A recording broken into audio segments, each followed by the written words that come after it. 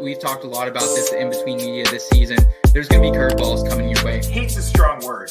I dislike Kirk Cousins more than probably any other quarterback in the league. I get a little bit of that rookie-itis, I would have said, I would love some of what you're smoking. Even though I strayed, I'm still stuck between an interpretation, what it all means. Can I make a difference for something different? My mind in prison, then I saw the vision.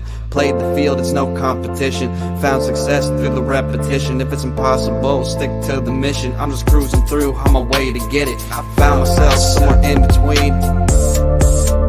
Yeah, I found myself somewhere in between. Found myself somewhere in between. Yeah, I found myself somewhere in between. The In Between Fantasy Football Podcast. So one thing that really sets us apart here is we're not afraid to talk about other things that maybe aren't super fantasy related. Do what you can to become a better person, to become a better human. All right. Or should I say gobble, gobble, gobble. Welcome in, everyone. It's the In Between Fantasy Football Podcast. It is Tuesday, November 23rd. Today is our Thanksgiving episode. I'm Seth Woolcock. Happy to be here with you. I also got locked and loaded with me, as always, our guys Nate Pulvote and Scott Rainier. Guys, Thanksgiving is almost among us. Waiver wires are almost among us tonight. How are we hanging in there as Week 12 is here and family might be here as well? Week 12, or Thanksgiving week's always so much fun for me, at least. The 3 games on Thursday, it creates a little bit of issue, with setting your lineups and that sort of thing with injuries and all that if you've got more early games. But it's just such a fun thing to have on that day. Because for us, it's always been, we always watch them. You know what I mean? And a lot of my family doesn't really watch football normally. But on Thanksgiving, we have the games on. So I'm super looking forward to it. Yeah, man. Thanksgiving, we actually did our family Thanksgiving on Saturday. Oh, smart. Yeah. Well, Jen's parents drove to California to hang out with her sister for Thanksgiving. So we're going to our friend's mountain cabin tomorrow and spending the end of the week with them. So it'll be fun. It's a little 2-bedroom. We get the loft. It's going to be different. It's going to be awesome. And our kids are the same age. So they get to chase each other around. But yeah, in football, lots of football. Shout out Sean and Deanna for being in our fantasy leagues with us. They're awesome. Yeah. A little Mountsgiving for Nate. Scott's going to be with the family. I'll be out east kicking it with my family and the girlfriend's family as well. Guys, I'm thankful for you guys being here as always. I'm thankful for our audience out there. I really do think that in between media, we have the best audience, whether it's with our written work or our streams and podcasts. So thank you guys for being here. Tonight, we have an absolutely loaded show. We have a brand new segment for you, front and center. We also are going to do our annual comparing Thanksgiving dishes to fantasy football players.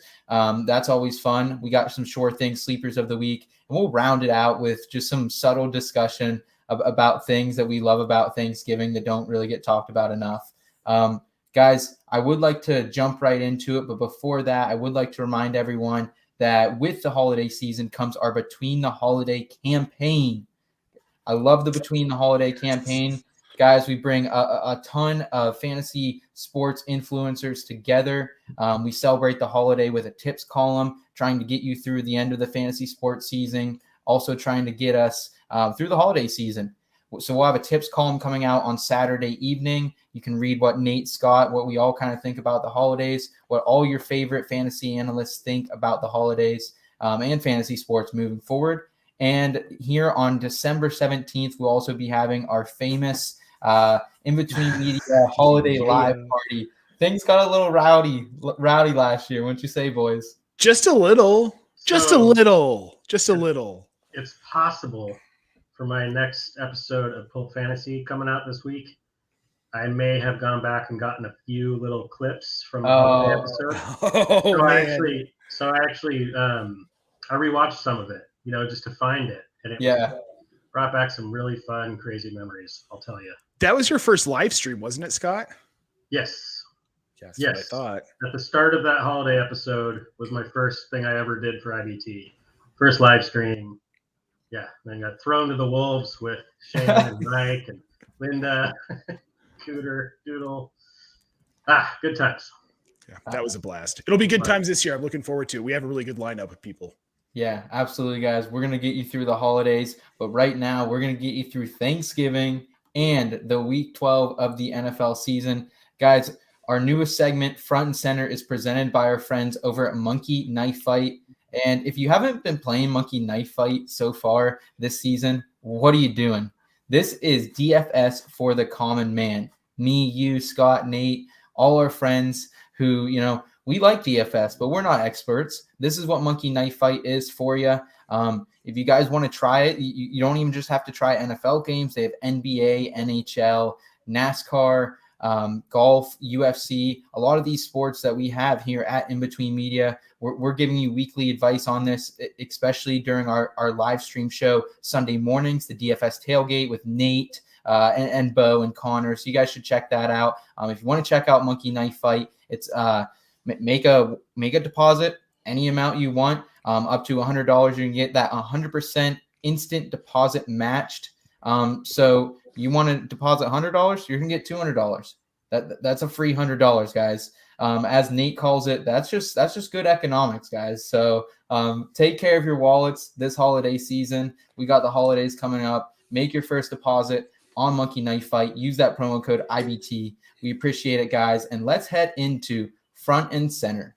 Sometimes taking that first step out the door is the hardest thing to do. Give it a chance, you'll be begging for more. Save the spot just for you. We're all somewhere in between. How about you come to the place we can have some fun? Ain't gotta worry about knowing not what it means. Come and give me another, cause the night is young. At least I so thought. This just in. Breaking news. Front and Center. Yo, first I want to give a shout out to our guy Nate Miller. He's at ISM. He's an artist based out of Los Angeles, based out of PA, West Virginia area. Guys, gotta check him out. He makes all our original music here at the In Between Fantasy Football Podcast. Nate, thank you for that amazing new drop. Also want to thank our guy Third and Short for stitching that together in a video as well. Guys, welcome to Front and Center. This is our open forum discussion where we talk about everything that's happened since the last time we got together and what we can expect in the fantasy football landscape moving forward. And I want to start with, we can't bury the lead on this one, guys. Jonathan Taylor, JT, 53.4 PPR points as the Bills are beat down by the Indianapolis Colts 41-15. Where are we at here, guys? I mean, I honestly thought maybe the Colts had a chance to come in and pull off the upset, but 5 TDs for Jonathan Taylor. They just looked so good overall, and JT led the way. Go ahead, Scott. Yeah, I mean, what is there to really say? He's a stud. I mean, especially that he did it to Buffalo. I mean, Buffalo coming into the week, both overall and last 5 games, those defensive fantasy points allowed data I've been working on all season. Number 1, both categories, overall and last 5. Fantasy points allowed to running backs. Fewest points. They'd only given up more than 80 yards a couple times all season on the ground. One of those to Derrick Henry. And then Jonathan Taylor just comes in and runs them ragged to the point where now, it knocked them pretty far down the list as far as points to the running back. So, I mean, the guy's otherworldly, in my opinion. The Colts are 6-4 this year. They're 6-0 when he rushes for over 100 yards. They're 0-4 when he doesn't. So it's on you, Frank Reich. Just keep doing it. I think that was probably the most astounding thing and why everyone's been so befuddled by Jonathan Taylor in his situation is that they just weren't using him. We all saw the talent when they did. I mean, and there were some things last year where he was trying to adjust to the speed of the game. He wasn't seeing the field as well. That's out the window. This guy is elite. And what Indy showed on Sunday is that the team that runs the ball the best and most effectively is generally going to be the better team. Buffalo can throw the ball, but you can pretty much center on their passing game because they're not going to run it. They just don't run the ball, but they don't have the personnel. What are they? Matt Breida, like Devin Singletary, Zach Moss. Yeah. They've showed flashes, but they just don't do it. And that's, I mean, Indy knew what they had to do. They had to shut down the passing game, which they've done, excuse me, somewhat effectively this season. And then Jonathan Taylor just lit them up. Like I've never seen anything like that. Yeah, he was the most dominant player in that he was the most dominant player I've seen all season in that game. I remember it was around week 3. He had 11 touches and he was still off to a decent start, but you were kind of just like, oh, not this again. Just why don't they give him the ball? I was concerned.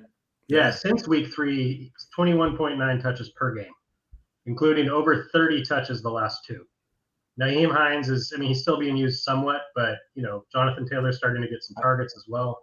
So Nyheim Hines wasn't targeted for the first time in his career on Sunday. Like put that in perspective. First 4 years. 4 years. Yeah, Taylor is he's taken over. He is a bona fide workhorse bell cow. Well, I think when you look at what Frank Wright wanted to do, he's looking around at what Mike Vrabel's doing in Tennessee. They have a workhorse running back. They have an alpha wide receiver in A.J. Brown, and they have a quarterback who's okay. I think Ryan Tannehill's above average. I think he's a good quarterback. Mm-hmm. I think he's probably better than what I've seen out of Carson Wentz in his career other than the 2017 season. But I think that's the identity they're going to go with. If you have Hines on your team, unless you have Jonathan Taylor and you want to handcuff him, I think Hines is dispersible at this point. I mean, he's had, I think, less than 4 PPR points in at least 7 games so far this season, had a couple blow-up games, but I'm moving forward with Jonathan Taylor, like as easily probably, obviously it's overreaction, but the RB1 the rest of the way. Hey, Seth, I have a question for you. Yes. What about if you have Nyheim Hines as one of your starters, like, let's say in the Scott Fishbowl League? Me too. I actually have him on my Scott Fishbowl roster as well, but I think I'm going to cut him. But that is pretty rough in that league. But that's a different league. That's a 23-man roster, something like that. Yeah. But yeah, on a 13, 15, whatever size roster you're playing on, Nyheim Hines dispersible. Get rid of him. Jonathan Taylor, hats off. The Colts have made a great comeback. Excited to see it. Another running back who went off here in week 11 was Austin Eckler, who I really think coming into this week, we knew that these two and Najee Harris were probably the top 3 RBs moving forward. Austin Eckler, 4 TDs. My Steelers got taken down on Sunday Night Football. Tough to see, but it was a good 41-37 victory for the Los Angeles Chargers. Justin Herbert looked really good, but Austin Eckler here, guys, in a time where RBs are harder than ever to find, you have Austin Eckler, who has 20-plus PPR points in 7 out of 10 games, only ever under double digits once with 9.5 PPR points. So this guy's floor is ridiculous. We finally see the true ceiling that we never have really seen. I don't think he's ever got to 40 or even I think maybe his max was mid-30s before this. But welcome to the show, Austin Eckler. What a great story. I'd like to personally thank the Colorado boy Austin Eckler for sparing me embarrassment and losing to my brother-in-law. He saved my season. Thank you so much. But man, you love to see it. And this kind of changes the way that I look at the Chargers offense now. If this is how they're going to use Austin Eckler and they can use him this effectively, it opens the whole offense up. Keenan Allen, Mike Williams, Justin Herbert's going to be better. Jared Cook, Donald Parham. Those tight ends were rough too, though, with those drops. They were, but I don't know, man. I see this usage of Eckler opening this offense up, and I think I think he's a guy you can look at where it's he might pop off for another 35-point game or 2 this season. Scott, are you buying into that too? Because we do have to acknowledge Pittsburgh was dealing with a lot of COVID issues, injuries. Joe Hayden, Minkah Fitzpatrick, and TJ Watt, arguably 3 of their top 5 defensive players, were out of this one. Are you thinking that played a factor into this at all, or are you just complete wheels up like he is, if not the RB1 behind JT right there? I'm a little of both. I mean, I know the Steelers weren't really themselves in that game, and that's also reflected by they had been much better at shutting down the run game before that game. First of all, what a game!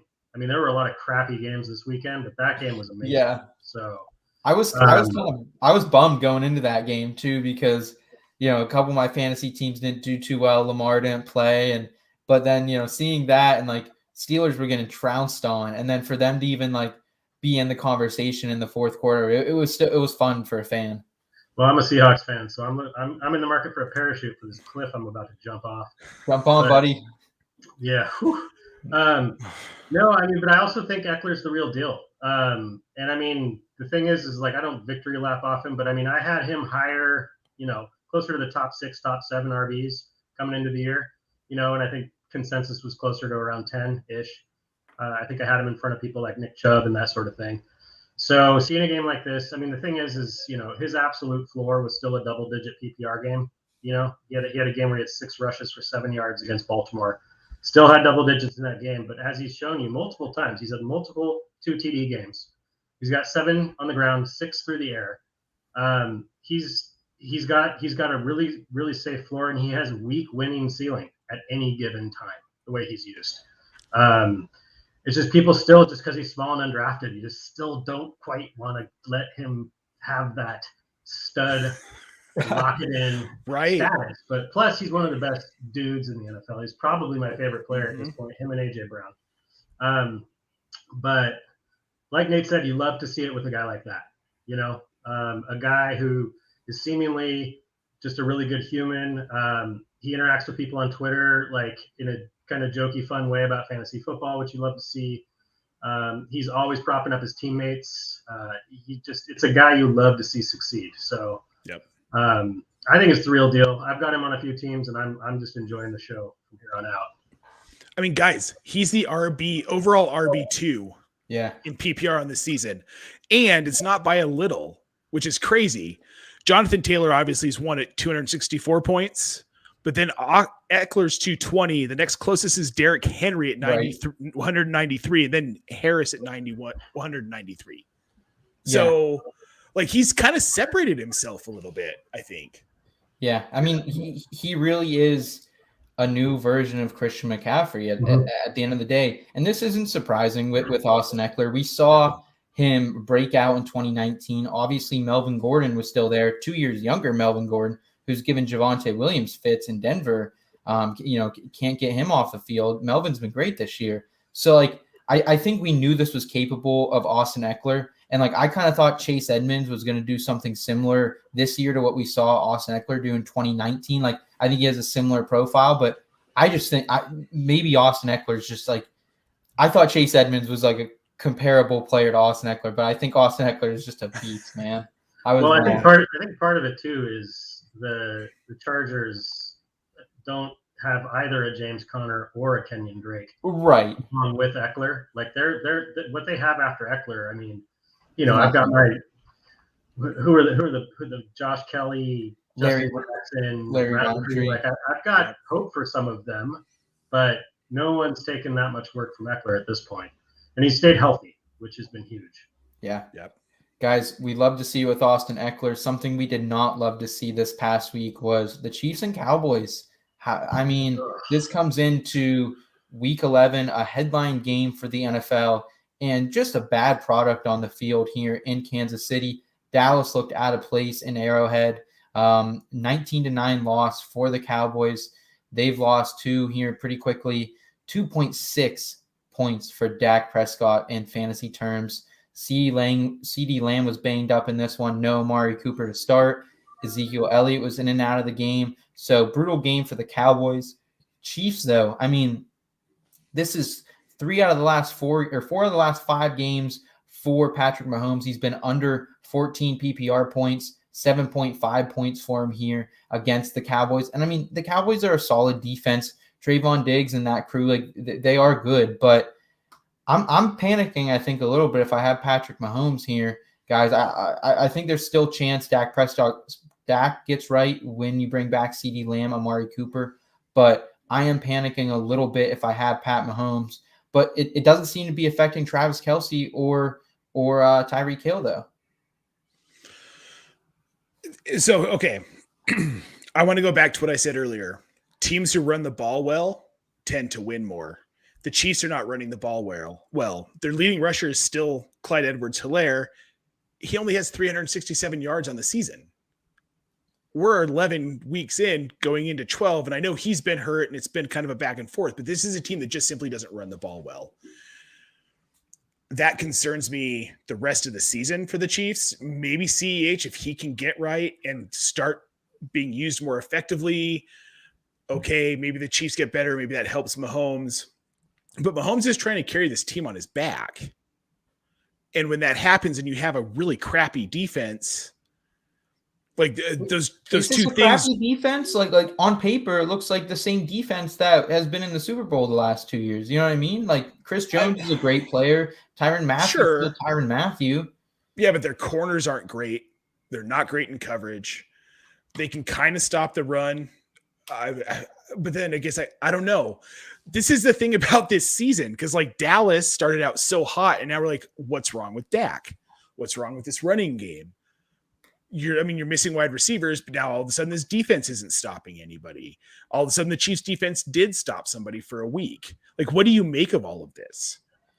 Scott, what do you make of it, man? Like, are you moving off any one of these quarterbacks or any of the what we thought were high volume pass catchers coming into the year? No. So this game, I have a ton of Dak and CD. This game destroyed my fantasy week. It just hamstrung so many of my teams. But you always want to find a reason for things. Like I was actually listening to the Coming Off the Edge with Nate and the chef and Jeff earlier. And a good point was raised, maybe people underestimate how important Amari Cooper is for the functioning of that offense. As people that look at through a fantasy lens, you think, oh, Amari Cooper out, CeeDee Lamb, rocket ships to the moon, season, all that stuff, which is what I thought was going to happen, especially against the Chiefs. But who knows? But at the same time, there doesn't necessarily need to be this like tangible answer why. It was at Arrowhead, potentially just a really crappy game for the Cowboys. And I mean, the Chiefs, they started off the season a sieve on defense. First 5 weeks, they were giving up over 32 points a game. The last weeks 6 through 10, 14.5 points per game. So their defense has really kind of shored things up. Last 5, they're 8th overall, giving up points to running backs. So they've actually clamped down somewhat. But and maybe this is the optimist in me, I'm just treating this in both situations as this was just kind of a crappy offensive game, and I'm going to move on to the next week. I'm still starting Dak. I'm still starting Patrick Mahomes, because it brings into the question also, like, who are you gonna legitimately start over one of those quarterbacks? Like, to me, that's the definition of getting too cute. Yeah. Oh, 100%. Guys, before we move on to week 12 here and preview the Thanksgiving slate, do you have any other big winners and losers that really stuck out to you here in week 11? I have it's somebody who's already been winning, but things changed a little bit this week, and it just proves he's going to continue winning, and that's Deebo Samuel for me. Yeah. I wrote about him in the Mondays, and of course, what I wrote about in the Mondays was Brandon Ayuk was not going to threaten his target share, and then the problem with having a Mondays article due when it's due is I often have to have it in before the games happen, and then obviously Ayuk comes in and gets 7 catches on 7 targets with a touchdown. Anyway, but what I saw in this game was really low volume pass game for Garoppolo, 22 passes. And the game script kind of dictated that. They're playing the Jaguars. They were ahead. They didn't really need to pass a lot. Deebo had 1 catch for 15 yards, and yet he still was a top 20 wide receiver on the week because he had 8 carries. 8. Apparently, the answer to the San Francisco 49ers running back question all year has been Deebo Samuel. He's got 13 carries for 115 yards and a touchdown the last 2 games. That's ridiculous. But what it shows me is part of what I wrote in the Mondays column was, I mean, Shanahan's not an idiot.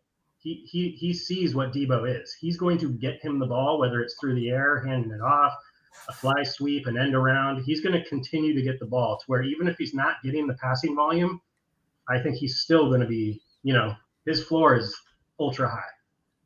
Yeah, I love Debo. Another person I'll talk more about later, but I think was a huge winner here in Week 11 was Devonta Freeman. Looked like the clear number one back for Baltimore. Came into the clutch, looked great. 5+ receptions for him. This is 3 straight weeks of 57% snap share for him. So love what Devonta Freeman did. Lev Bell obviously cut earlier in the week. Philip Lindsay's out on the move, though, so look out for that. Philip Lindsay was a winner this week. Let's go. Freed from the Texans earlier. He might end up being the biggest winner of the week. Yeah, how about it? Philip Lindsay. Nate, any early reports that you're hearing out of Denver of where Philip Lindsay, the former Bronco, could land? Nope. They stopped talking about him once he left the team. I mean, plus we don't watch the news, so there's that. I don't know. I'm keeping an eye on Tennessee. Adrian Peterson was just cut earlier today. I could see him going to New Orleans. That doesn't seem like a terrible landing spot for him. How about that, though? We were just talking about Adrian Peterson a couple weeks ago. Probably put a good 10 minutes into that discussion just for him to evaporate. And I feel like that was my fault. No, it was not. That was the whole industry. Why wouldn't we have talked about him? I mean, right. It made sense for him to come in and take over at least a partial version of that role. Yeah. It just, I forgot Devonta Freeman was in the league. So, so it turns out they don't need him. But yeah. Guys, let's go ahead and preview the Thanksgiving slate. This is one of my favorite times of the year as well. The Bears and Lions are going to kick things off at 12:30 Eastern time. What is that? Not so that kicks off at 9:30 your time, Scott. Yes, that is so weird. I can't even imagine that. I love it, man. I love West Coast games. I love breakfast with football. It's so much fun. That's too early. I need time. West Coast dads. So Bears Lions guys are going to kick off at 12:30. For your honor, Jared Goff might be back up in the lineup for the Lions. Reports are out today. He's trending towards playing. However, it won't be Justin Fields, the rookie, under the helm for the Bears. It's going to be Andy Dalton after Justin Fields was banged up a little bit on Sunday. Guys, there's already Matt Nagy getting fired rumors after this game out there right now. I look at it from a fantasy perspective as it's going to be a lot of fun, but I'm probably only playing David Montgomery, TJ Hawkinson, and if you want to, Darnell Mooney. What say you, Nate? Yeah. Actually, honestly, because Jared Goff's probably playing, I might recommend not rolling out Hawk. I sat Hawk last week. Goff has been the word I wanted to say because it's so frustrating. He's been a death knell for TJ Hawkinson. When he's on the field, you can hear that crackle of TJ Hawkinson isn't going to get anything. I can't. DeAndre Swift, David Montgomery, and Darnell Mooney might be the only startable players in this game if you're not insanely desperate. If you are insanely desperate for a quarterback, though, I don't mind Andy Dalton against Detroit. I think he might actually be able to carve them up a little bit. We might see some. If you're looking for a deep, because a lot of people are benching or dropping Allen Robinson, this might be a week to start Allen Robinson. I like that. Just throwing it out there. It might be a week to start Allen Robinson. Is Robinson going to be playing? It sounds like he will be. Okay. We'll monitor. We'll see. We'll keep an eye on that. If Allen Robinson is playing, this might be a sneaky week to get some points out of him, though. I'm just going to say this. I think as a TJ Hawkinson truther and lover, you bet I'm firing him up on Thanksgiving, baby. I'm going to be cracked back in the chair. I'm going to have a good old Busch Light ready. And cry for 3 hours. Yeah. No, it's going to be a good day. I'm calling it. Career just day. Savor that 2 catches for 28 yards. So here's how I feel about that game. I'm glad it's the first one and we get it out of the way. Currently, the team averaging the least amount of points per game is the Texans at 14.2. Good Lord. Second worst is the Jaguars at 16.6. Tied for third worst at 16.7 are the Lions and the Bears. I just looked it up. The over-under is 41.5. I'm actually surprised it's that high. I just, especially with Goff and Andy Dalton, I mean, but here's the deal. We all just were 100% certain that the massive over-under for Dallas, Kansas City was 100% accurate. So who knows? Maybe this turns into a high-flying shootout, but I doubt it. I'm starting Monty. People that still have Monty patiently waited through his injury. He's a workhorse running back. You got to start him. Yep. I don't know if I'm starting Hawk. I have in the league where I have Hawkinson. I also have Freiermuth. I was able to pick up Freiermuth, so I'm going to have a decision to make there. I had to start both of them in my home league last week. I got caught off guard with the Hollywood Brown injury. I ripped them both out there. Scored the same amount of points. So, I mean, I'm just, it's not surprising. I'm not expecting a lot of offense in this game, so we'll see. Can I just say this? Like, I know it's a tradition for the Lions to have this game. First of all, I want to know what button did they click? Like, what box did they sign to get this game? And second of all, like, the last couple of years we've seen this game, and it hasn't even been the starting quarterbacks. Like, I think it was last year David Blau played for the Lions. It was David Blau. Yeah, David Blau. And then either last year or the year before, we saw who's the backup all the time there in Chicago? Chase Daniels. We saw Chase Daniels play. So it's just funny that we once again have a very terrible slate looking for the beginning of Thursday night. Guys, moving forward in the day, 4:30 p.m. Eastern time, we have the Raiders and Cowboys. Scott, so what is it? This is like your 1:30 game then? This is your 1:30 game? 1:30. Okay. So just like normal. Okay, I'll be going into a little bit of a food coma.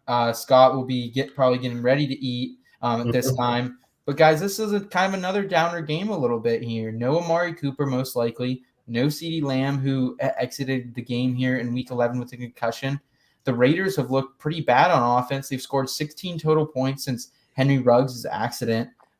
Just kind of, teams, especially the Raiders that are in, just a free fall right now. I think we predicted this. Guys, I see the starts as none other than Dak Prescott, Josh Jacobs, Darren Waller, and Ezekiel Elliott. If you want to maybe throw out a Dalton Schultz in your tight end, I'm cool with Dalton Schultz. But Michael Gallup and Cedric Wilson could also be interesting as some risky flex plays. Or do you guys have any objections about that? I would say and I don't know if CeeDee Lamb's officially out. It doesn't look good just because it's a short game, but I think I've heard some rumblings that he has a chance to play. Either way, Cooper's out. We know that. So if they are both out, yeah, I have no problem starting Michael Gallup because I think when a receiver moves into a position due to injury, it's not quite the same as a running back.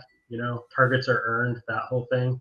Like if you're not a very good wide receiver, just because you move up in the pecking order doesn't mean you're going to have a big game for fantasy. But Michael Gallup is a really good wide receiver. Mm-hmm. So if he's the top dog, I'm rolling him out there. Cedric Wilson, a little bit more of a deep sleeper in my eyes. I think if you're stuck, if you've got a deeper bench or a bigger roster, if you have a league that did away with kickers and defenses and added some more flexes or wide receivers. Yeah. I think he's worth a shot. He's not going to win you your week. He could very well be a dud, but the waiver wire is pretty desolate this time of year. So, those are the types of players sometimes you got to roll with. Are we moving on from Bryan Edwards? Can we throw Bryan Edwards in the trash? Please. Yeah. I mean, outside of Dynasty, yeah. How many stinkers can you put up when you're the number one target? Hunter Renfrow, though. Renfrow. I did skip over Hunter Renfrow. That was pretty disrespectful. You can throw Renfrow out as a wide receiver 3 flex play. Once again, he's been solid. If I have other options, I'm not starting Darren Waller this week. Stop. I can't. Who are your other options, Nate? Let's go through the list. Start naming them. Dalton Schultz. Kelsey. No, I'd start Dalton Schultz. Okay. Dawson Knox. I might even start CJ Uzomah over him. Stop. Dude, he's not. I know, but he's not seeing the end zone. And this is becoming a problem on a team that is becoming a problem. And I love his talent. I was drafting him. I drafted him in the first or second round of any league where there was any sort of tight end premium. He was my over Kittle and over Kelsey. I was drafting him, but he's become problematic at this point. He's not putting up numbers. There are weeks where he is, but it isn't consistent, and it's hard to tell when it's going to happen. And that's the issue with this Raiders team. Like, they have an interim coach, the mess John Gruden caused, followed by the Henry Ruggs accident. And now you have this locker room that's just kind of broken. Like, Derek Carr has been bad. They're a bad team. He had 7 for 116, Nate. Like, what? I know he hasn't been what. And he has big weeks, but I'm saying the consistency isn't there. And this week, I don't see it coming against Dallas, and I'm not starting him. My only problem with that is, sure, he hasn't necessarily been worth the top 3 tight end price tag, but the tight ends that you mentioned that you're willing to replace him with have also not been very consistent and have a much lower ceiling. So you know what I mean? So I don't know. With Hawkinson, it's a little bit different because he's done it a couple times, but I don't know. I get it. Like, I get your frustration, Nate. I understand. Well, okay, so let me ask you this. If you are the Dallas Cowboys defensive coordinator going into this game on Thursday, who do you put Trayvon Diggs on? It's not Bryan Edwards. It's not Hunter Renfrow. Yeah, but it's Darren Waller. Yeah, but Trayvon Diggs is more of I think he just plays the left side of the field more than he's not really a shadow guy. So wouldn't you make an exception though this week when you've got the one guy that can burn your defense? I might not change things too much if I were playing the Raiders. I'd probably be comfortable, not saying they're going to ignore Waller, but I don't think that they need to. It's not a team that is threatening enough to where they need to really change what they do. Okay. I mean, Dallas has been middle of the pack against tight ends, so it's not like it's a stingy matchup. Right. It's not a stingy matchup. I'm not a you always have to start your studs guy. If there's a reason not to, I won't. The only thing I question is the options to put in are just as risky with a lower ceiling. Nate, I want to just end this conversation here. How shitty are you going to feel, though, if you don't start Darren Waller on Thanksgiving? He goes off, and you're just sitting there, with a pile of soup on you. Something I've learned about this whole journey is that it's a learning experience. I'm not going to feel bad about it. I will have learned a lesson about Darren Waller, but I don't think I'm wrong this week. Okay, there you go. Nate has it there. Guys, let's move to the final game. Bills Saints here, 8:20 Eastern time kickoff. So I'm going to be going into the later half of the night. Scott, you guys are out there just kind of wrapping up dinner. You're going to be hitting your turkey coma around this game. Can Josh Allen rebound? Terrible game. We already talked about it from the Bills. Get dominated by the Colts, 41-15. And now they have a game up against the New Orleans Saints, who haven't looked great lately. They've lost 3 in a row. Trevor Siemian has looked okay at times, but again, lost 3 straight. I think the starts in this one are pretty straightforward as well, guys. I see you're starting Josh Allen if you have him. You're starting Stephon Diggs. You can probably start Dawson Knox as a tight end 1 this week, and you're starting Mark Ingram. I don't know if there's anyone, like, if you want to get ballsy and throw out an Adam Troutman or an Emmanuel Sanders or Cole Beasley, you can, but I'm not trying to start those guys unless Troutman's hurt. Oh, yeah, did he? Troutman's out for multiple weeks. Yep. And Ingram didn't practice today. Right. Ingram didn't practice either. Yeah. Nope. Yeah. So maybe it's the Tony Jones show. I think this one, I think the stars align a little bit for Buffalo because New Orleans has been very good against the run this year, but they have been very bad against the pass. Mm-hmm.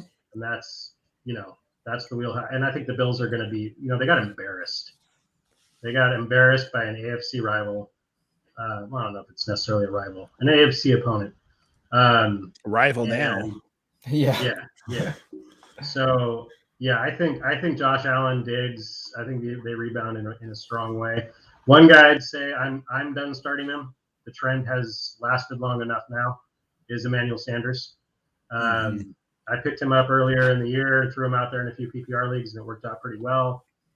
but his target share has plummeted the last 4 or 5 games.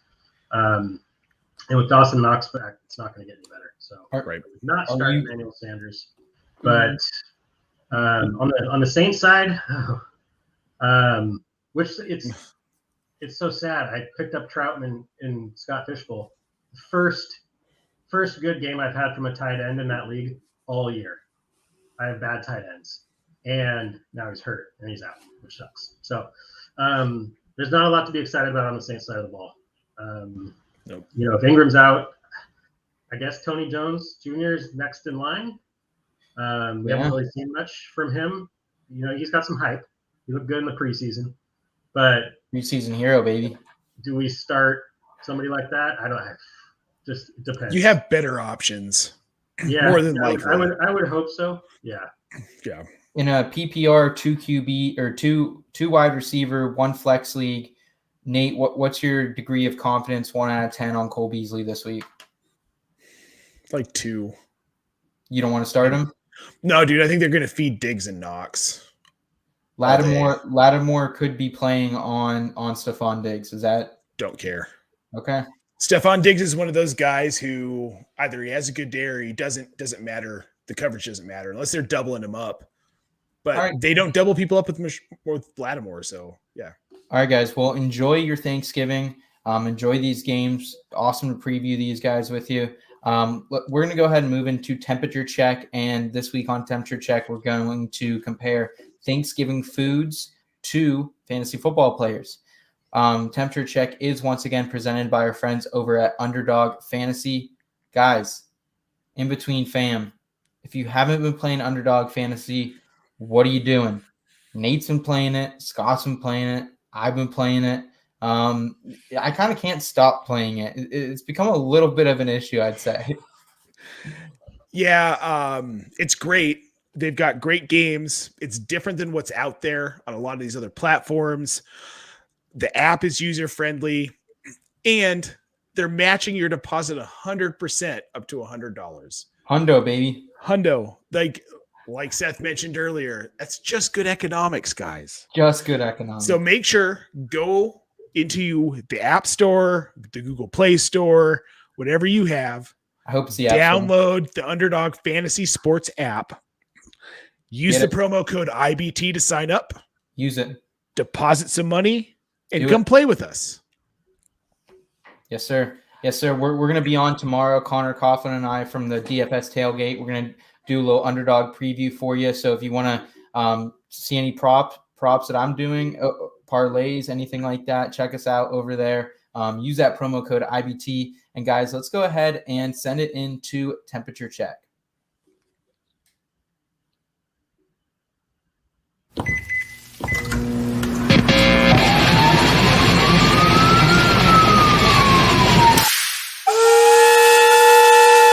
Temperature check. That's really spicy. Holy shit. All right, so probably one of my favorite segments of the year, guys. We're going to be comparing foods to fantasy football player. Thanksgiving foods, of course. First of all, I just want some general discussion about the foods at Thanksgiving. Do you guys located where you are? Do you have anything you think that's super specific to your areas? I don't think so. No. Do you guys do mac and cheese at Thanksgiving or mashed potatoes? We do mashed potatoes. Mashed potatoes. Okay. I've always wanted to have mac and cheese at Thanksgiving, to be honest with you. That's more. You can always make mac and cheese and have it at Thanksgiving. Yeah. Yeah. Just start your own thing, man. Yeah. We've always had very typical Thanksgiving dishes, nothing out of the ordinary here. Awesome. My family got weird for a few years. My mom made this apple and Italian sausage stuffing. Okay. But yeah, it was okay. The apples kind of threw it off. Yeah. It was kind of different. But no, I do. I mean, green bean casserole, stuffing, mashed potatoes, yams, pumpkin pie, pecan pie, apple pie. You guys do corn pudding at all? I make a corn casserole, but it's we don't, but I do like corn pudding and corn casserole. Is corn casserole the same as corn pudding? Probably not. It's corn, bacon, sour cream. Oh, whoa. That sounds pretty good, actually. It's not bad. I don't think I've What ever is had corn? I've never heard of corn pudding. It's kind of like cream corn, but you just add like some flour and some sugar, and it's kind of just like super sweet, I guess, and like maybe some cream and stuff. I can get down on that. That doesn't sound awful. No, it's pretty good, honestly. I'm not a huge corn guy, but it's great. Guys, speaking of food here, Nate, you were here with me last year for this comp. I can't remember who our comps were last year, but who is your comp here for 2021? Your fantasy football Thanksgiving food comparison, bud. Hit me. So I'm going Patrick Mahomes, and I'm calling him those like awful canned cranberries that like it comes out of the can and you can see where like the rivets in the can were. And then you slice it and put it in this tray and it sits there lonely by itself. Just so sad. I think it's a nobody wants thing. It is a display thing. They're terrible. You're supposed to eat it. I don't think I've ever ate that in like my 22 years. I've had that at my Thanksgiving probably, at least 15 of those years. I don't think I've ever ate it. Yeah. So the thing cranberry sauce, right? It's good. Yes, but the canned real cranberry sauce is great. Jen's mom, my mother-in-law, makes a fantastic cranberry sauce. It's Mama J. It's amazing. The canned cranberries though. So like when you're a kid, you're like, these are so good, sugar, ha ha. Then you get older and they're just like, they're awful. Patrick Mahomes this season, we came into the season going, Patrick Mahomes, woo-hoo-hoo, QB1 forever in our hearts. But like this season, it is kind of just in our hearts because he's just been a huge disappointment, like cranberries are when you become an adult. Like, oh wait, this isn't good. I will not take this as an opportunity victory lap because no. But I will say, like I definitely did not project this fall off for Patrick Mahomes, but I definitely had him ranked as my QB4 coming into the year behind guys like Lamar Jackson, Kyler Murray, and Josh Allen, just because I just didn't think the touchdown rate was sustainable, and he needs that because he doesn't really have the rushing most weeks. Scott, I think you had him as your QB1, but I mean, rightfully so, though. Yeah, I mean, I did. Like, I don't know if it was just following the herd. It's in hindsight, it's easy to look back and be like, I should have had somebody else there. But yeah, I mean, it's no longer a 1 or 2 week thing. I mean, we're 11 weeks in. And he's had a few good games, but not what you expected as the number one QB. So, my wife makes a jalapeno cranberry sauce, and it is very, very. Oh no, good. I'm 1,000. Can you send some to us? That sounds great. Yeah, I'll send it to you in a can. Awesome, perfect. That sounds great. So, is it my turn now? Yeah, go for it. Mm-hmm. So my player is Joe Mixon. And my Thanksgiving food is all gravy, baby. The reason I'm saying that is, first of all, I really like gravy, and I really like Joe Mixon. And I've always kind of really liked Joe Mixon. I've shied away from all the intense battles on Twitter about Joe Mixon. Yeah, for sure. But I always thought if he got the workload, I thought he would be, not the number one overall running back, but he'd be a solid RB1. And that's exactly what he's been this year. He's RB6 right now. He hasn't missed any games due to injury. And the reason I compare him to gravy is because, like I said, I really like gravy. And I like to pour gravy over like most stuff on the plate. I like the gravy just to be everywhere. So it kind of connects everything. And he's kind of the thing that's keeping a lot of my teams together. Oddly enough, like my teams where I've been hit with injuries, he's been a very steady RB1 that gets me points every week in a season with chaos at the running back position. So as much as some might not want to hear it, you can't really argue with it. To me, he's one of those situations where we see it all the time where we're like, as soon as player A gets this situation, it's wheels up, right? We chase that in fantasy football all season long, all the time. Like a squirrel in a nut. Squirrel in a nut, baby. But I feel like we're always chasing it. But with Joe Mixon, it's like once Gio's out of town, that was the thinking, and that is what happened. So, all gravy, baby. I will say this. I never had any Joe Mixon shares before 2020. And in 2020, I had him everywhere. And just because of how drafts fell, I was at the end of the first round and absolutely burned me after the game 6. And then he was supposed to come back in 2 weeks, never came back. And I lost a lot of championships that on teams that I had Joe Mixon. I made it all the way and I couldn't seal the deal because I didn't have a good RB1. So I was so scared to draft him this year. But I totally, and I get it. Like, and that's the thing is like this year where I drafted him, part of the reason I was so into it is because his price tag was right. Like, he's not my RB1 on any of my teams. Right. He's my RB2.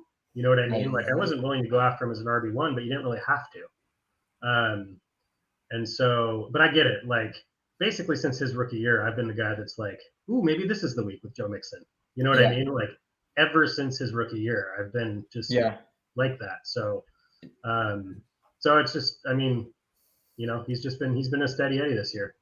Yeah, consistency for sure. And, you know, you love to see it because I remember even in 2019, people were dropping Joe Mixon about halfway through the year just because of disappointing performances. So just great to see him and the whole Bengals put it all together. Yeah, I agree. You guys said everything I was going to say, so like I had nothing to say. So You're good, man. Sit here quietly. Joe Mixon, Hall of Famer. So, easy now. Now. Hold the horses, Scott. Guys, before we move forward, I do want to give you my player to food analogy here. And I want you guys to guess this one. I want our audience to guess it. If you're on YouTube over there at IBT Media, on our YouTube page, put what you guys think are in the comments, what you think it is. So my food is the salad. It's not at all Thanksgiving meals. It's at a very few amount of Thanksgiving meals. It's also a player that, you know, as most of them are not on a lot of teams, but you know, it's not someone that you're going out trading for, drafting high, but they've been very steady. You know, salad's light and quick and a good meal. This is a good meal. This player has had 12 plus PPR points in 8 of 10 games this season, 19 plus PPR points in 5 games this season. He's top 7 in the he's top 7 in the league in receptions, top 9 in the league in receiving yards, and top 4 in yak. What do you guys got? Who's the salad? Because I actually love salad at Thanksgiving. I think it's like, you know, just gets me going, like opens up the stomach, and I'm ready.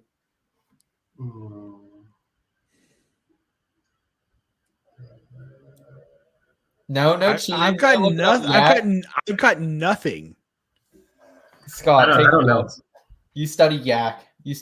Scott. I know I do, but I only looked at Debo and I was like, oh my God, that's so high. And then I just stopped.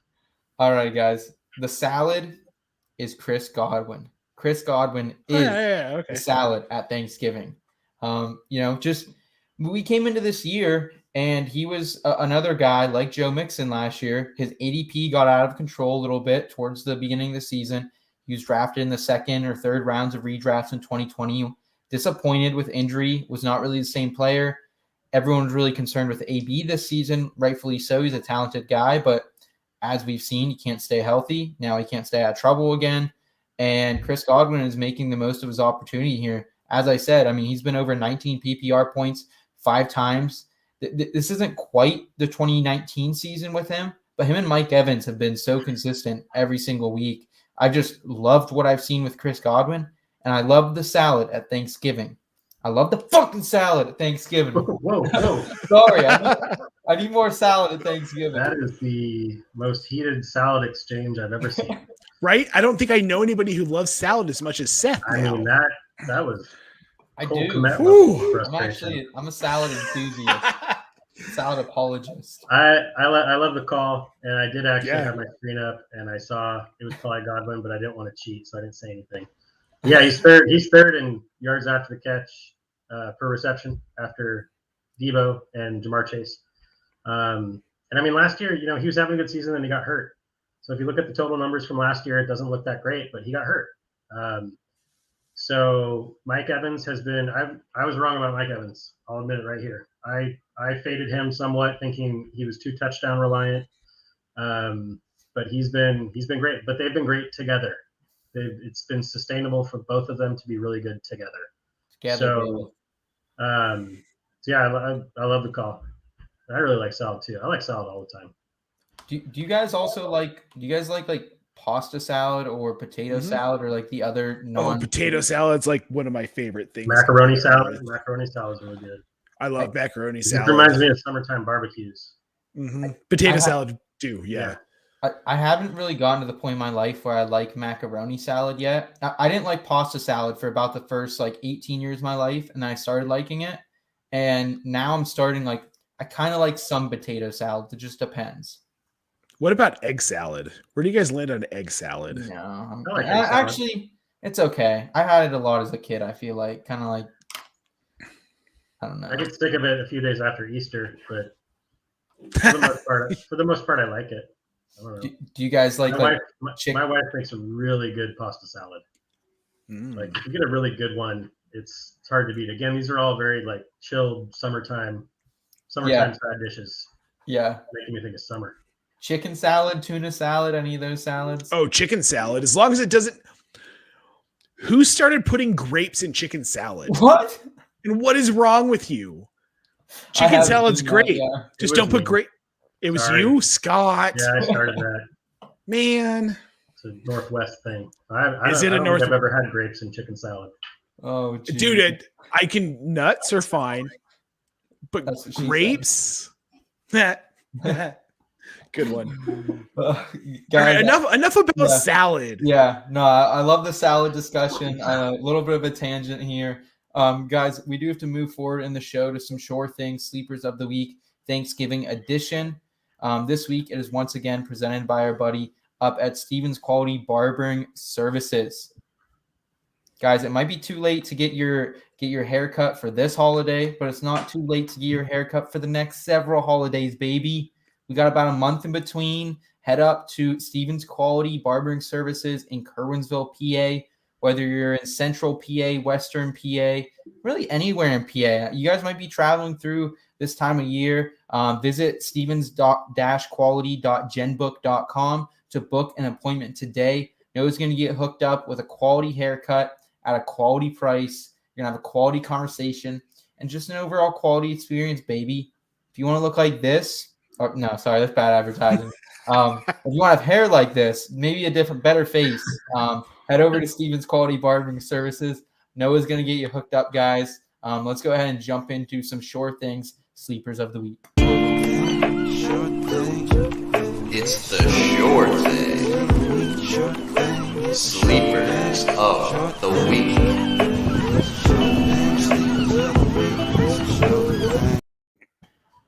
You guys thought I got fired up about salad. Wait till you hear my sure thing sleeper of the week, baby. I'm going to get pumped.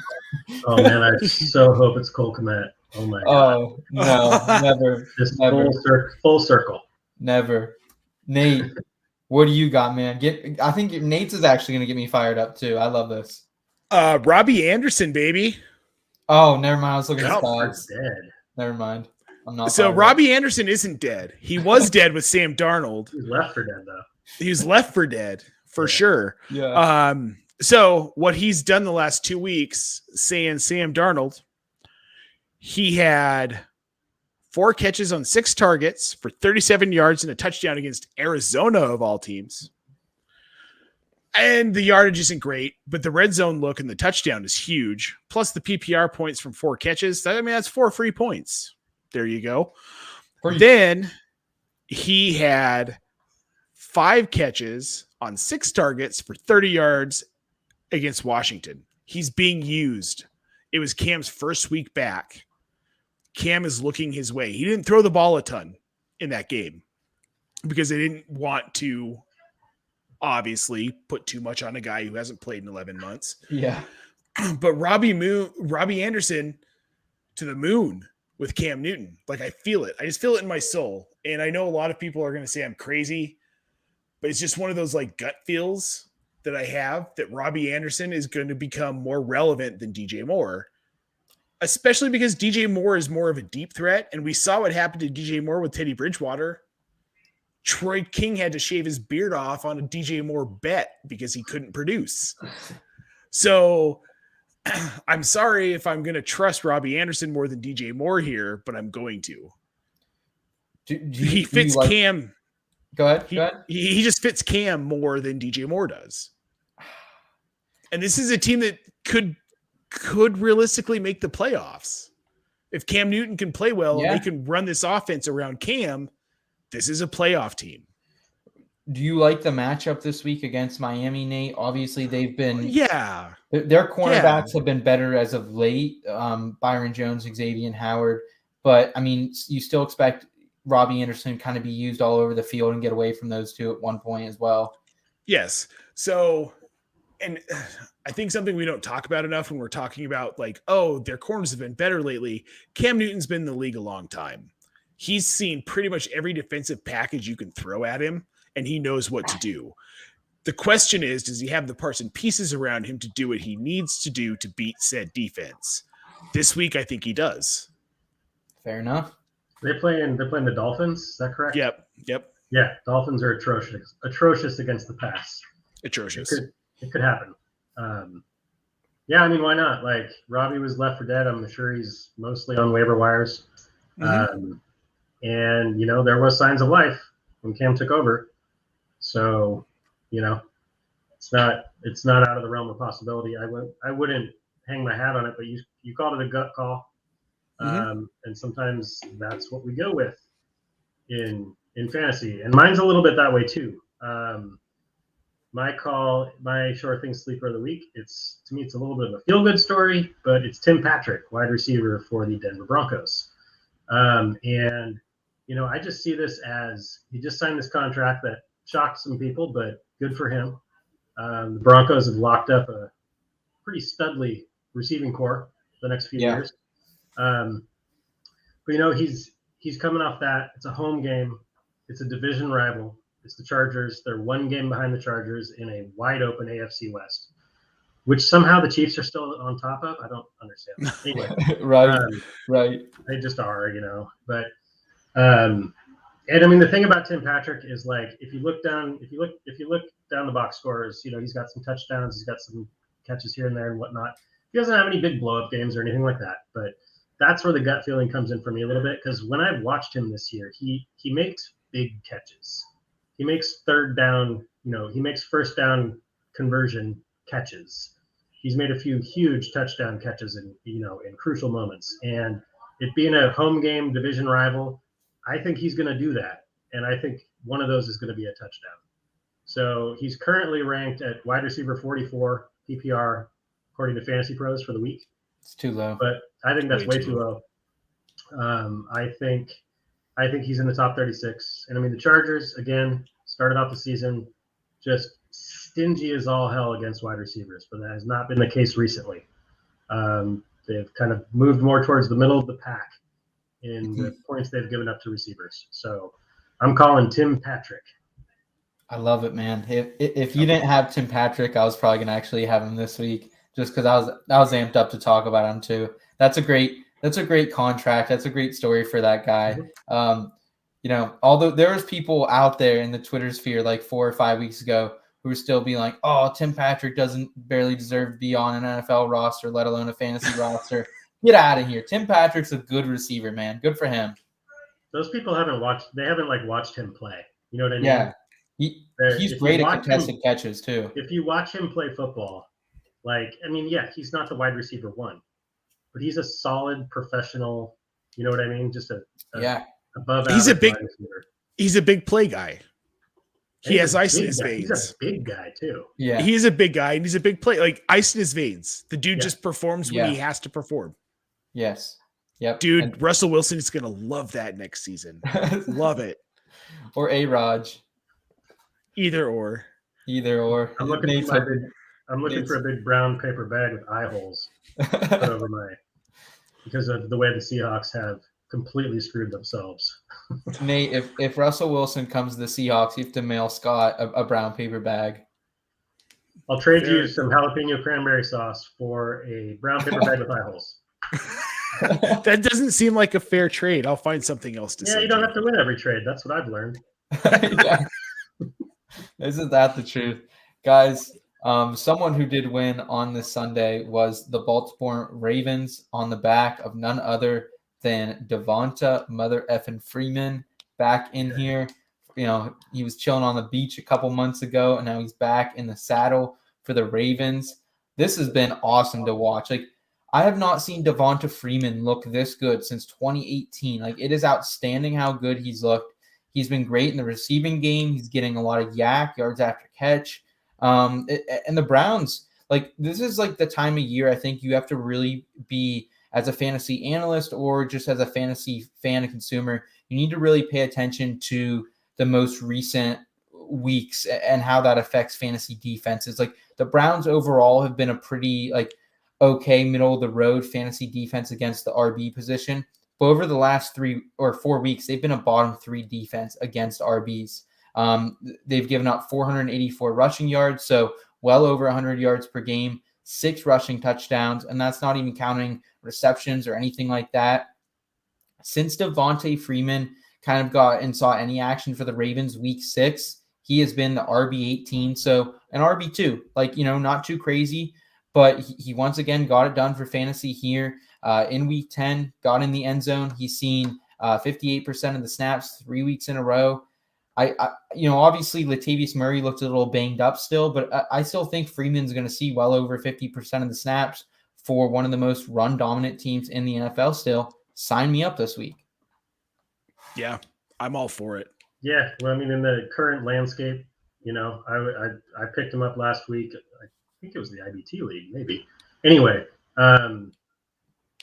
he's a starting running back that's going to get volume. So, and I mean, for a team like the Ravens, it still has that. Well, it's Devonta Freeman. What is this? 2016?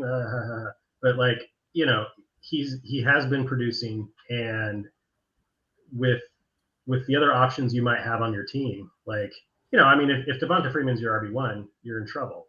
But yeah. If he's a flex or an RB2 potentially, it's not a bad bet. It's not a bad bet with the way that offense runs.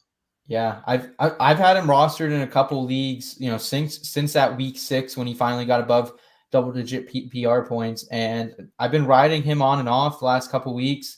He was my sure thing a couple weeks ago. I advised people to play him. That was the week he actually had under 10 PPR points, so I do apologize about that. But that was that weird Miami game. He looked good in that one too, though. So, guys, start treating Devonta Freeman like rankers. Anyone ranking out there, please just start ranking this guy appropriately, because I really do think he's a solidified RB2 the rest of the way. With that said, guys, let's go ahead and talk a little bit about subtle Thanksgiving things we love in weekly advice.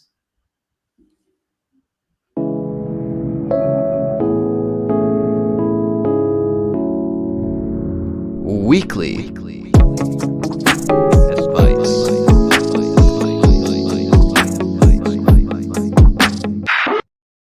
Weekly advice is our way of bringing a little bit of feel-good lifestyle advice to you to close out the show. Guys, I really do think Thanksgiving probably is one of my overall favorite holidays. Like, there's not as much pressure. Like, you don't have to remember all the gifts and cards and everything that comes with Christmas. And it's just chilling out, football, food, family, friends. What are some of the most casual things that you guys love about not just Thanksgiving, but this holiday season and this time of year? Well, I have a very specific one for Thanksgiving. It originated when I was younger, and going shopping at stores on Black Friday was more prominent. It's still prominent, but when it was like the thing to do. So my mom and my aunt and my sister and a bunch of family we'd do Thanksgiving with, the next morning they would all get up super duper early and go shopping. And me and my dad and my uncle, my brother, we would not do that. Yeah. And so I just always loved that first half, not because my mom and those people weren't there, but just that first half of that Friday, just low key, quiet, you're hungover from food. Yeah. But with Thanksgiving, a lot of times for us, especially this year since we're having it at home. There's a lot of prep and a lot of kind of just, activity leading up to the day. And so and always get Friday off from work. So, or I always have. So that first part of the next day on Friday is always just, I savor it because it's quiet. I can just relax, make a turkey sandwich, that sort of thing. So that's always stood out. I mean, nowadays there's not really any Black Friday shopping going on. So not quite the same, but I still just like that breath you take after a holiday has ended. For sure. Love that. So for me, this is the only time of year I care about college football because this is the time where we've got Ohio State, Michigan coming up, which is a big one because I hate Michigan. And I'm kind of, how do you put it? I'm an Ohio State fan now because my father-in-law is. So he's from Ohio. You can just log out of the podcast and you can just shut the computer, walk out the door. Oh, I know. But I root for Penn State because of you. I appreciate that. I'm a complicated man when it comes to sport allegiances. I hate Michigan too. I have hated Michigan for decades. Hated Michigan. And I don't really like Jim Harbaugh. Well, they were a big rival for the UW Huskies there for a bit when they were facing each other in Rose Bowls. Desmond Howard did the Heisman pose. Totally. The end zone. Yeah. So they were a big rival, and Jim Harbaugh didn't help anything. No, can't stand him. But this is a low key, really cool time for college football. You're getting really good matchups. You're getting the rivalries. You're getting the conference tournaments and the championships and the bowl games. And it's a fun time in college football because everything else is not as low key. College football is always low key to me. It's a really fun football chunk of time. In general, yes. Yeah. Yes. Great. Yeah. And it's great from a fantasy perspective a little bit too for college football right now is because we've seen, close to 10 plus games for these athletes now. So we kind of know we don't, exactly have a big board yet, but there's definitely rankings out there. You can kind of start paying attention to some of these bowl games for fantasy implications for next year. So keep that in mind when you're watching some of these more lower key bowl games. If there's a North Carolina or someone like that, a Pittsburgh, Kenny Pickett, there's going to be guys out there who, they might not be on the best team, but they're going to be fantasy relevant in a year from now. So keep an eye on that too. But I love that, Nate, because definitely before this year, I definitely agree this is the best time for college football. We also have to prepare for when we're all Debbie experts in March and April. Right. I will never be a Debbie expert. I'm trying. No, it's not working. But, shout out Jeff Bell, the Debbie expert. Kevin Du Bois. Yeah. Kevin. Du Bois, yeah. Yep. Guys, I'd probably have to say one of my super subtle things I love about Thanksgiving and just this time of year. I actually had the privilege this last weekend of having Dan Turner in from Champions Round over there. We went to a Penn State game. His wife and him came up, and I had a cooler out on the back deck like I normally do, but I also just had a case of beer, just sitting there. Nature's cooler all weekend long.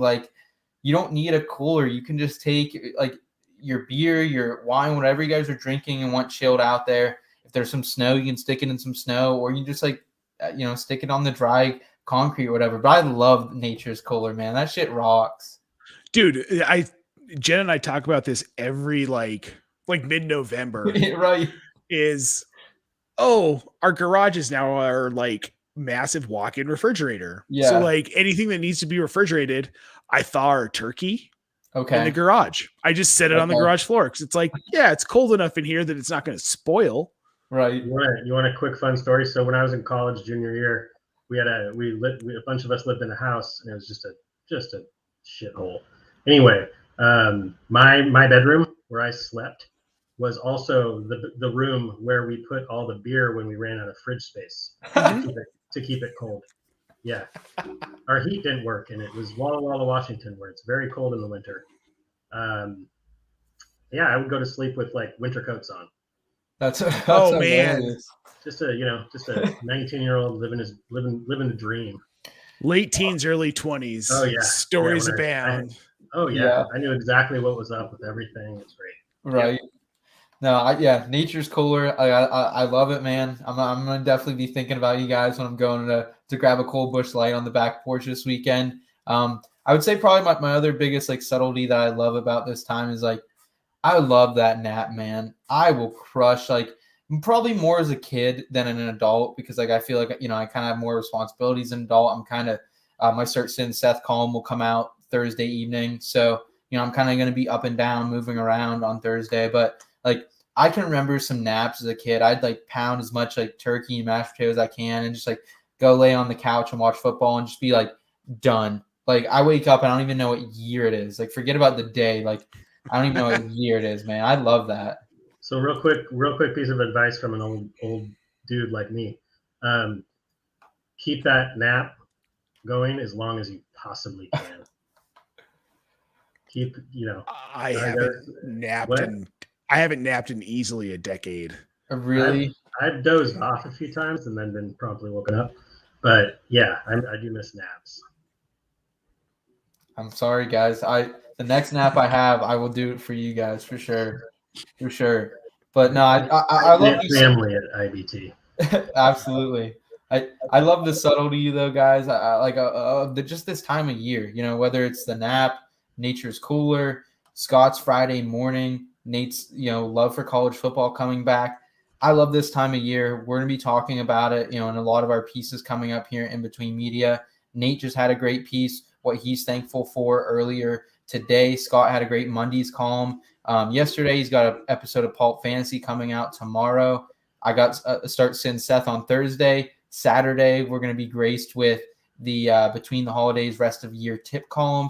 So much content coming out, guys. We appreciate all the love, all the support over here.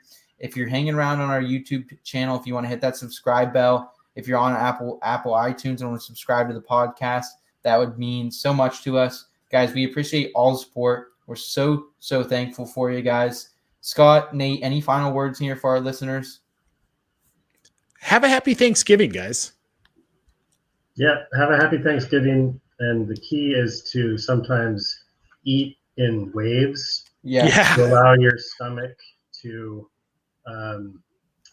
digest a little bit. So if you're going to go to town on the food, try and parse it out just a little bit.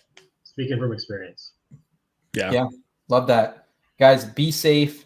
If you're going to drink this weekend, drink responsibly. Call an Uber, please. Call a friend. If you guys ever need anything, you know where to find us. We're on Twitter. Our handles are below. You can find the show, the site, everything we have going on at In Between Media, at IBT_media.